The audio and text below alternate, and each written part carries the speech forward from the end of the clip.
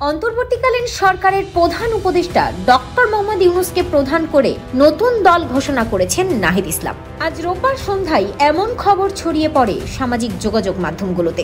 একই সাথে সামাজিক যোগাযোগ মাধ্যমগুলোতে ছড়িয়ে পড়ে পদত্যাগ করেছেন নাহিদ ইসলাম। কিন্তু এ বিষয়ে তার কাছে জানতে চাইলে তিনি জানান, এখনো পদত্যাগ করিনি। যে খবর ছড়িয়েছে সেটা গুজব। কে হবে আমাদের নতুন দলের প্রধান সে বিষয়ে আলোচনা চলছে, অবশ্যই আপনাদেরকে জানানো হবে। উল্লেখ্য যে অন্তর্বর্তীকালীন সরকারে তথ্য ও সম্প্রচার মন্ত্রণালয় এবং ডাক, টেলিযোগাযোগ ও তথ্য প্রযুক্তি মন্ত্রণালয়ের উপদেষ্টার দায়িত্ব পালন করছেন নাহিদ ইসলাম। এবং জানা গেছে বৈষম্য বিরোধী ছাত্র আন্দোলন ও জাতীয় নাগরিক কমিটি নতুন রাজনৈতিক দল গঠন করেছে। এই দলের নেতৃত্ব দেবেন নাহিদ ইসলাম, আর সে কারণেই তিনি প্রধান উপদেষ্টার পদ থেকে পদত্যাগ করবেন বলে জানা গেছে।